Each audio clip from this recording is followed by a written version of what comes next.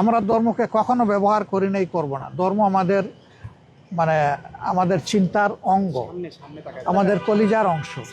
আমরা ধর্ম নিয়েই কাজ করি, আমরা ধর্মকে ব্যবহার করি না। ধর্ম ব্যবহার করলে কে করে সেটা আপনারা ভালো বুঝেন। ইলেকশনের সময় নতুন করে যারা বেশি বেশি নামাজ শুরু করেন, টুপি পরেন, তসবিহ হাতে নিয়ে ঘুরান, ধর্মকে তারাই বোধহয় সম্ভবত ব্যবহার করেন। ইউরোপিয়ান ইউনিয়নের অ্যাম্বাসেডার, ওনার দাওয়াতে আমরা এসেছিলাম। এখানে 8টা দেশের যারা রাষ্ট্রদূত তারা ছিলেন এবং তাদের সহকারীরাও, এখানে সহযোগীরাও ছিলেন। তারা মূলত বাংলাদেশের বর্তমান পরিবেশ পরিস্থিতি নিয়ে কথা বলেছেন, আমাদের কাছ থেকে কিছু গুরুত্বপূর্ণ বিষয় জানতে চেয়েছেন। তারা জানতে চেয়েছেন ইলেকশন ফেব্রুয়ারিতে যেটা হবে সেটার জন্য আমাদের প্রস্তুতি কী রকম আছে। একই দিনে সাধারণ নির্বাচন, রেফারেন্ডাম যদি একই দিনে হয় সেখানে কোনো প্রবলেম হবে কিনা। আমরা বলেছি যে আমাদের দেশের মানুষ ততটা এখনও কনসাস না, এই জন্য একই দিনে দুটো নির্বাচন হলে দুটা নির্বাচনই ক্ষতিগ্রস্ত হওয়ার আশঙ্কা আছে, ভোটার টার্নওভারও কম হতে পারে। এই সমস্ত কারণ সামনে রেখেই আমরা বলেছিলাম দুটো নির্বাচন আলাদা আলাদা হওয়া উচিত। সেই দাবি এখনও আমাদের আছে, সরকার ইচ্ছা করলে সেই দাবি এখনও বাস্তবায়ন করতে পারে। তারা আরও জানতে চেয়েছেন যে পিআরের ব্যাপারে আমাদের অবস্থান কী। আমরা বলেছি যে পিআর আমাদের দাবি, আমরা এটা জনগণের জন্য করেছি, দলের জন্য নয়। এমনকি আমরা যদি জনগণের ভোটে নির্বাচিত হয়ে আল্লাহর ইচ্ছায় ক্ষমতায় যাই, ক্ষমতায় তো আমরা বলি না, দেশ সেবার সুযোগ পাই, তাহলে আমরা তখনও পিআর বাস্তবায়নে আন্তরিকতার পরিচয় দেব। তখন এটা হবে না যে আমরা তো জিতে গেছি, এখন আর পিআরের দরকার কি। অতীতের যে কালচার, এটাকে আমরা পাল্টে দিতে চাই।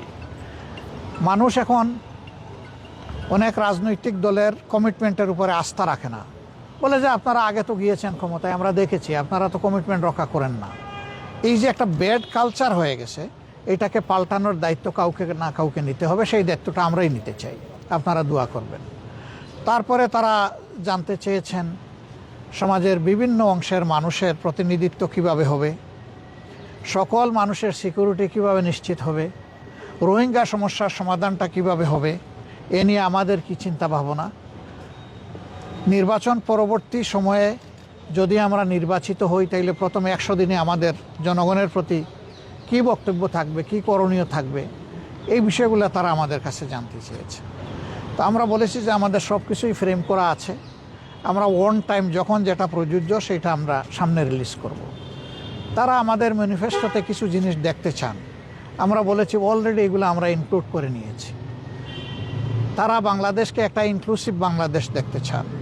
আমরা তাদেরকে বলেছি আল্লাহ তাআলার ইচ্ছা এবং জনগণের ভালোবাসায় আমরা নির্বাচিত হলে সেই ইনক্লুসিভ বাংলাদেশই আমরা গড়ব ইনশাআল্লাহ। আমরা কোনো দলকেই বাদ দেব না। আমরা দেশের স্বার্থে দারুণভাবে আমরা অনুভব করি যে অ্যাটলিস্ট আগামী 5টা বছর দেশের স্থিতিশীলতা, ইকোনমি ফিরাইয়ে আনা, আইনের শাসন সমাজে কায়েম করা এবং সমাজ থেকে দুর্নীতিকে নির্মূল করা বা বিদায় দেওয়া, এর জন্যে প্রয়োজন আমাদের একটি জাতীয় সরকারের। আমরা নির্বাচিত হলে সেই সরকারটাই গঠন করব। যারা এখানে অংশগ্রহণ করবেন তাদের কাছে শুধু 2টা জিনিসই আমরা প্রত্যাশা করব। নাম্বার 1, কেউ নিজে দুর্নীতি করবেন না এবং দুর্নীতিকে কোনোভাবে প্রশ্রয় দেবেন না। নাম্বার 2, আমরা চাইব সকলের জন্য বিচার সমান এবং নিশ্চিত করতে। এই ব্যাপারে কোনো ধরনের হস্তক্ষেপ কেউ করবেন না রাজনৈতিকভাবে। মিনিমাম এই 2টা জিনিসের ব্যাপারে যারা একমত হবেন তাদেরকে নিয়ে আমরা সরকার গঠন করার জন্য আমরা আগ্রহী। আমাদের আপত্তি নাই না, আমরা আগ্রহী, সেটা দেশের স্বার্থে। এমনকি আল্লাহর যদি ইচ্ছা হয় যে 200 আসনেও আমরা বিজয়ী হয়ে যাই, তারপরে আমরা এটি করব ইনশাল্লাহ। এবং দেশবাসীকে আমরা আশ্বস্ত করতে চাই, অতীতে যা হয়েছে হয়েছে, এখন সারা দেশবাসী আমরা ঐক্যবদ্ধ দেশের স্বার্থে, আমাদের আগামীর প্রজন্মের স্বার্থে। যুব সমাজের যে অ্যাসপিরেশন, তাদের যে আকাঙ্ক্ষা, এই আকাঙ্ক্ষা কোনোভাবে যাতে ব্যাহত এবং আহত না হয় সেই ব্যাপারে আমরা দারুণ শ্রদ্ধাশীল।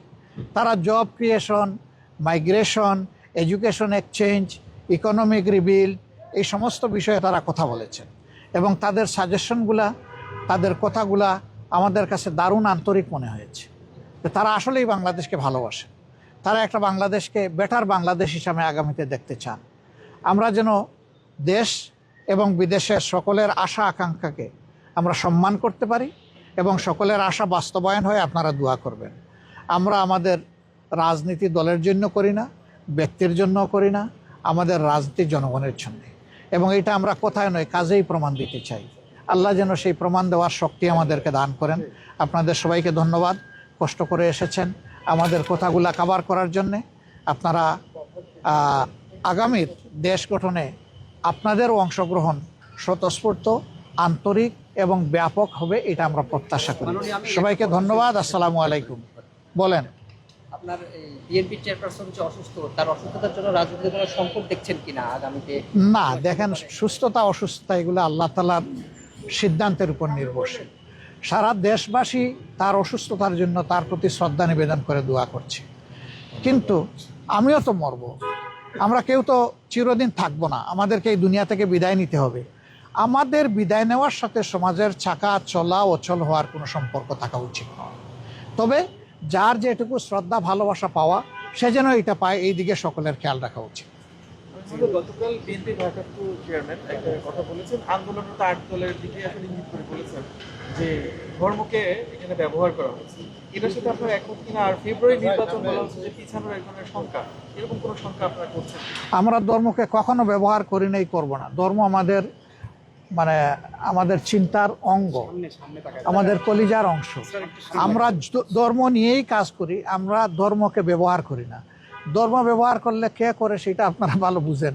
ইলেকশনের সময় নতুন করে যারা বেশি বেশি নামাজ শুরু করেন, টুপি পরেন, তসবিহ হাতে নিয়ে ঘুরান, ধর্মকে তারাই বোধহয় সম্ভবত ব্যবহার করেন। আমরা কিন্তু সারা বছর তসবিহ হাতে নিয়ে ঘুরাই না, তসবিহ বুকে নিয়ে ঘুরাই আমরা। এবং আমরা আমাদের কাজগুলো আমাদের বিলিফের আওতায় করতে চাই। এখন যে যেভাবে বুঝেন এটা তাদের ব্যাপার। আর আমরা ইলেকশন পিছানোর কোনো সুযোগ আছে মনে করি না, উচিত নয় মনে করি।